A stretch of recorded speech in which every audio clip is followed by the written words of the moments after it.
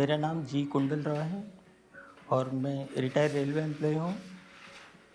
Kharagpur IIT का x gymnastic coach भी रह चुका। मेरे पैदाइशी खड़गपुर में ही है। मैं खड़गपुर में पैदा हुआ और यहीं से मेरा एजुकेशन हुआ और नौकरी भी यहीं पर मिला। रेलवेज़ में जॉब करता था।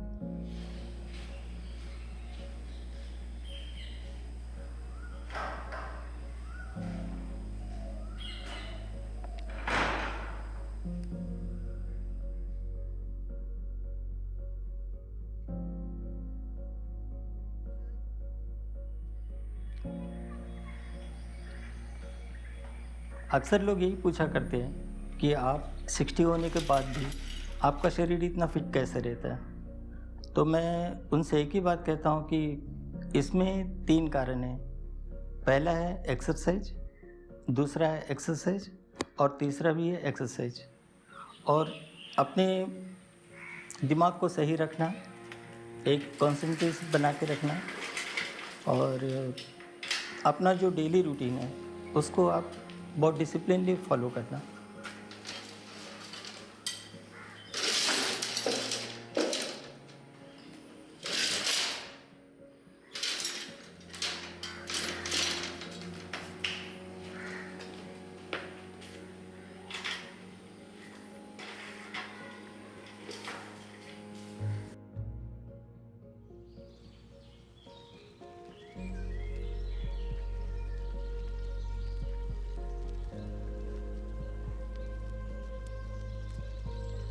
क्योंकि मैं बचपन से ही जिम्नास्टिक करते आ रहा हूँ। मेरा इवेंट ही जिम्नास्टिक इवेंट था। उसके बाद फिर मैं उसको मार्शल आर्ट में कुछ सीखा। मार्शल आर्ट भी मैं जानता हूँ और डांस वगैरह भी मैं करता था। पहले खड़गपुर में मैं बहुत सारा रिकॉर्डिंग डांस किया और खड़गपुर से बाहर भी।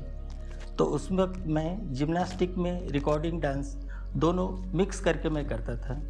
जो मैं 35 साल पहले खड़गपुर के, शायद हमारे ज़माने के, हमारे उम्र के जितने भी लोग हैं, वो लोग ये ज़रूर अपने बच्चों से आज कहते हैं कि बेटा अभी जो तुम देख रहे हो, ये जो डांस, बंगला डांस या जो भी हो, डांस इंडिया डांस, जो भी हो, जो लोग अभी डांस करते हैं, जो भी आर्टिस्ट वगैरह, तो ये डांस जो अभी आप लोग जो देख रहे हो, ये उस वक्त मेरा एक फ्रेंड है जी कुंडल राव, वो 35 साल पहले ये चीज़ करके दिखा चुका है। और आज भी अगर स्टेज में मुझे अगर इनवाइट किया जाएगा तो मैं वही डांस जो अभी 16-17 साल के बच्चे करते हैं, मैं वही डांस कोई भी स्टेज में, कहीं पर भी, किसी भी स्टेज शो में मैं करके दिखा सकता हूँ विद जिम्नास्टिक्स।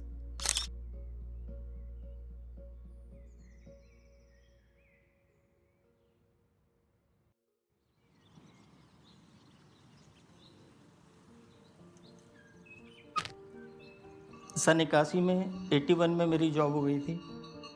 तो 76-77 में मैं यहाँ पहला कराटे एंड जिम्नास्टिक क्लब खोला खड़गपुर में। चूँकि मैं जिम्नास्टिक सीखता रहा, निमायदा बोल के मेरे टीचर थे सिल्वर जुबली स्कूल के ग्राउंड में। वो फर्स्ट खड़गपुर में जिम्नास्टिक सिखाते थे, जिसके पास मैं गया और शायद उन्होंने मुझे 1 महीना तक क्लब में आने से मना कर दिया, क्योंकि उस वक्त खड़गपुर में साउथ इंडियन लोगों का उतना बोलबाल नहीं था। दादागिरी, मारपीट, पीना, ये करना वो करना, शायद उनका उतना अच्छा रेपुटेशन नहीं था। बंगाली के बीच में अगर एक साउथ इंडियन जाना है किसी भी क्लब में, तो उनका बहुत ही अच्छा चरित्र और रेपुटेशन रहने से ही बंगाली लोग अपने क्लब में अलाउ करते थे।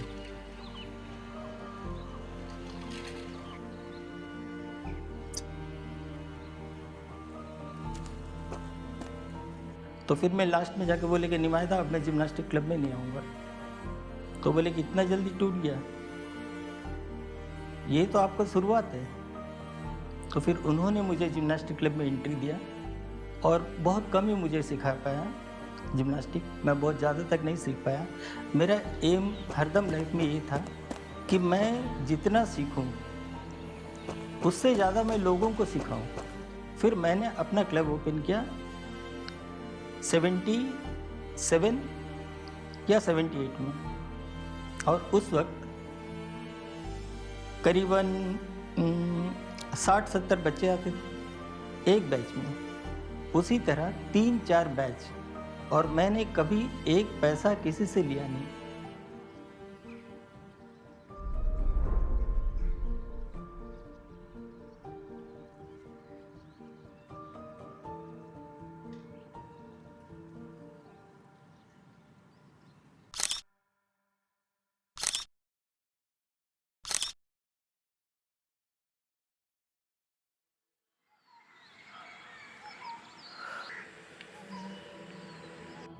मेरी जॉब हो गई 81 में। उसके बाद धीरे धीरे क्लब जो है टूटता गया।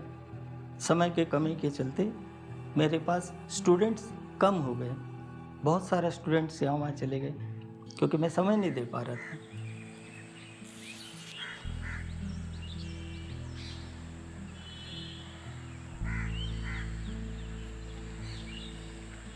'87 में मेरा पिताजी का देहांत हो गया। देहांत के पहले एक अच्छा खुशखबरी पिताजी को ये सुनने मिला कि उन दिनों केवल इंडिया में 5 IITs थे और ऋषि मोदी साहब 5वें IIT के चेयरमैन थे। तो मुझे खड़गपुर IIT से इनविटेशन लेटर मिला कि आप इंटर IIT में खड़गपुर IIT के टीम को आप जिम्नास्टिक कोचिंग करेंगे। और मैं खड़गपुर IIT का ऑफिशियल जिम्नास्टिक कोच बन गया। वो मेरा सबसे बड़ा ज़िंदगी का शायद बहुत ही अच्छा अचीवमेंट है, जो मैं सोचा भी नहीं कि एक खड़गपुर IIT का मैं ऑफिशियल जिम्नास्टिक कोच बनूंगा। और उन दिनों इंटर IIT हुआ था बॉम्बे IIT में। तो वो मेरे पिताजी खबर सुने थे। उस वक्त पिताजी का हार्ट अटैक हुआ। शायद मैं पिताजी को कम समय देके IIT के लड़कों को ज़्यादा समय दिया और उन दिनों पिताजी का देहांत हो गया।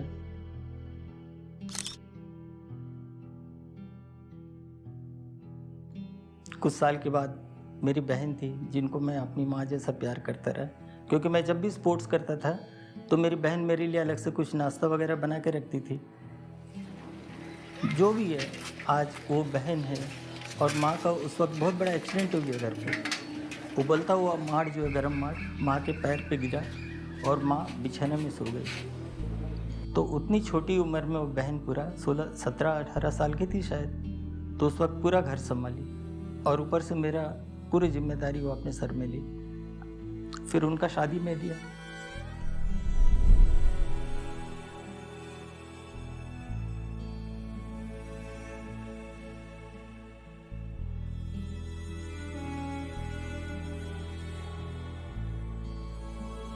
उसके बाद 2 साल के बाद अचानक से मेरी बहन आई घर में, बोले कि भैया मेरा तबीयत खराब है।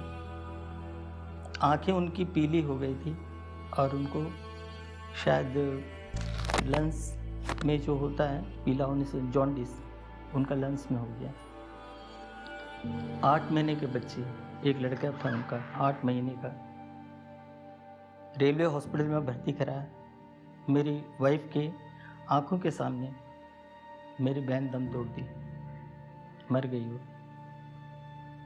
मेरी माँ जैसी, मेरी माँ से भी बढ़ के थी। उनका देहांत हो गया। उसके बाद उनके घर उनका एक ख्वाहिश था कि भैया आप इतना शान से मेरा शादी दिया, तो मेरा जहाँ से शादी का डोली उठा वहीं से मेरा अर्थी उठना चाहिए। शादी के दिन ही मुझसे बोली। और ससुराल वाले को मैं लाश नहीं दिया। मेरे बहन का जो लाश है, जहाँ से डोली उठा वहीं लाके मैं रखा।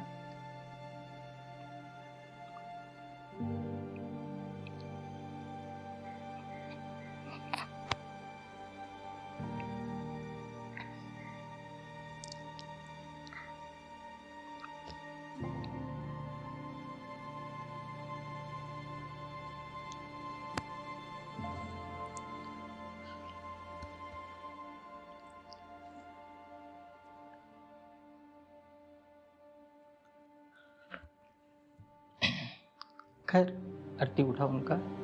उसके बाद से अपने आप को मैं संभाल नहीं पाया। फिर रात में नींद नहीं आती थी। टूट गया था मैं। फिर मैं पहली बार अपने घर से जाके, यहाँ पर नया बाज़ार एक था, न्यू सेटलमेंट मार्केट, उसके पीछे एक दारू का दुकान था, जहाँ पर लोग यहाँ बोलते हैं कि भट्टी और महुआ, खड़गपुर में इनका नाम है भट्टी और महुआ। दो चीज़ खड़गपुर में बहुत फेमस था उन दिनों। भट्टी मतलब देसी, महुआ मतलब जो बैटरी के पानी से बनता हो। तो वहाँ मैं शराब का आदी बन गया।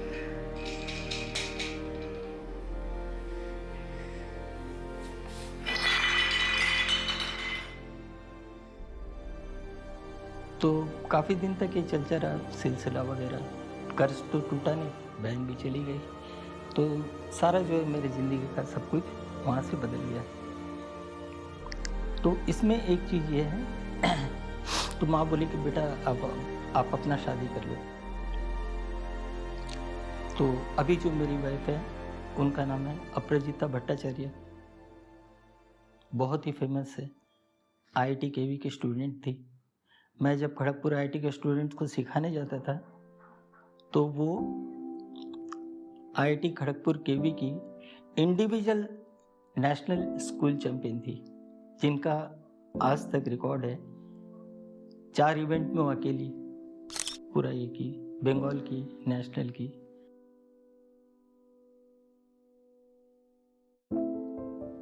सिर्फ एक कढ़ाई, एक हंडी से मैं अपना परिवार शुरू किया, अपना ज़िंदगी, अपना ब्याह का ज़िंदगी शुरू किया। खाट नहीं था, चटाई था, वो प्रेग्नेंट थी, नीचे चटाई में सोती थी, मैं भी सोता था। सो ये साथ नहीं छोड़ी मेरी, कभी नहीं छोड़ी। पी के आता रहा, जुल्म करता रहा। बाहर में किसको क्या बोलूँगा, घर का बीवी को बोलेगा तो कुछ नहीं बोलेगी। शायद यही था कि दिमाग में बाहर का गुस्सा मैं अपने घर पे उतारता रहा। वैसे वो बहुत क्वालिफाइड थी, MSc फिजिक्स B.Ed थी।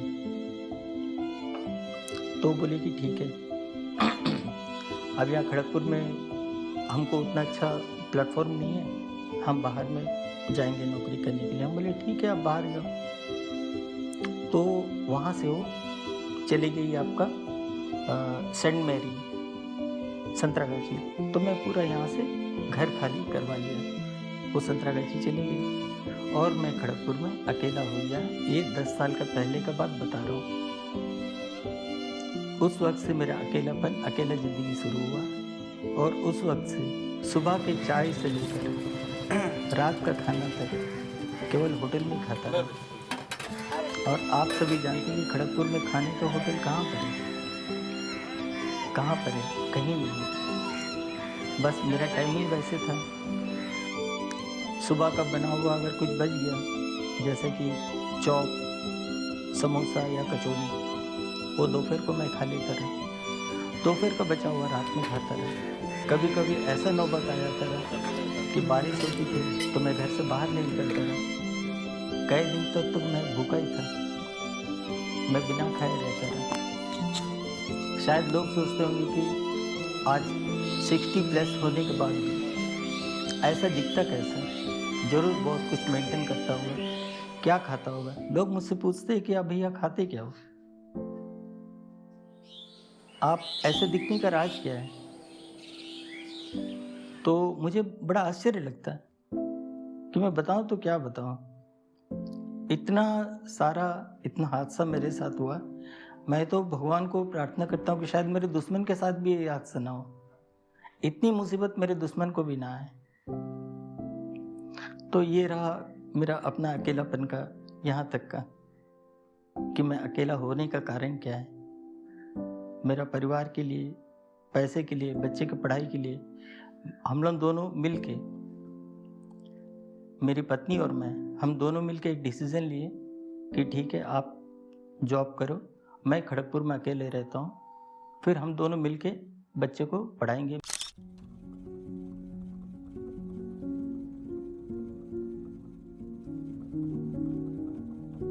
मैं दुनिया को एक मैसेज देना चाहता हूँ।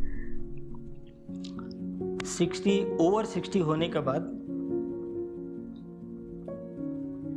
दुनिया सोचती है कि वो व्यक्ति किसी काम का नहीं है, घर वालों से लेकर। खैर, गवर्नमेंट तो उनको बाहर का रास्ता दिखा देती है रिटायरमेंट करके, तो उनका मेंटली बहुत बड़ा एक ये हो जाता है कि शायद मैं जिस जगह में काम करता हूँ उसी जगह में अगर मेरे को नालायक सोचा, मुझे निकाल दिया कि हाँ मेरे काम करने का क्षमता जो है वो कम हो गया, तो वैसे वो 70% टूट जाते हैं रिटायर के बाद। वो जो टूट जाते हैं 70%, उनका मानसिक हालत इतना ख़राब हो जाता है कि और अपने आप को मैंने साबित नहीं कर पाते कि मैं शायद इस समाज में रहने लायक हूँ या नहीं, शायद मैं समाज से बाहर हूँ, शायद मैं और ज़िंदा नहीं रहूँगा। पता नहीं उनके दिल में क्या क्या ख्याल आता है। अभी भी मेरे दोस्त लोग हैं जो रिटायर हो गए, मैं उनको देखता हूँ तो बड़ा विचित्र लगता है। चाय पीने आते हैं तो चाय ढंग से नहीं पीते हैं, थोड़ा बहुत चाय पी के फिर चिंता करते हैं। मैं पूछता क्या हुआ, की हो दादा ना, और बोलूँ ना की हो क्या हुआ, नहीं मैं बोल नहीं सकते कि क्या हुआ। मैं बोले कि यही तो परेशानी है। मैं लोगों को ये मैसेज देना चाहता हूँ कि आफ्टर 60, ओवर 60 साल के बाद एक उनका नया जिंदगी शुरू होता है।